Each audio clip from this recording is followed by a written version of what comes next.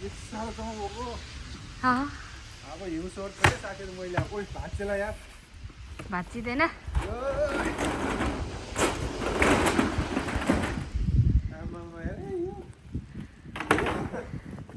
कम गाह्रो छ विदेश विदेश भन्न सजिलो हेर यस्तो हुन्छ ला यो टक्केर हो क्या पुरै म त नसक्ने रहेछु नि कम गाह्रो छ नि आमा कति परेको रहेछ है न पत्ताको पुरा त्यति धेरै माथि फाल्नु पर्दैन के यहाँ त यति हुन्छ नि अहिले घर छोड्दैन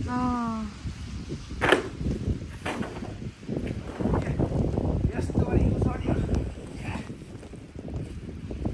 हिउँ सोर्ने होइन पानी खालको हिउँ छ कि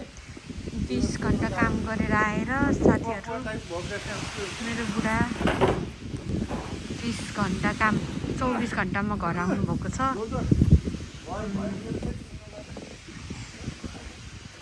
काँचो सक्दैन के त्यो सासेर फाल्दै हुन्छ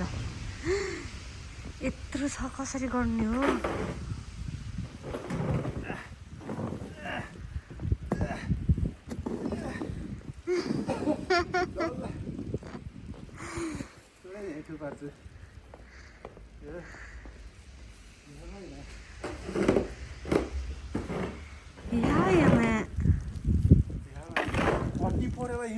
त नि क्या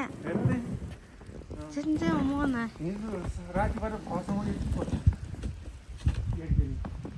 एक रातमा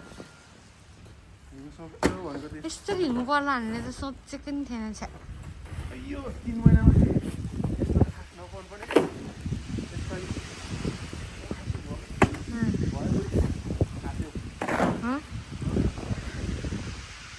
ल हेर्नुहोस् साथीहरू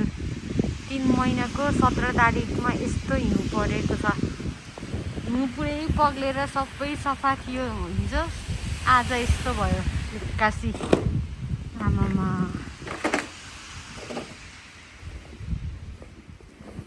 यस्तो भएको छ साथी एक्कासी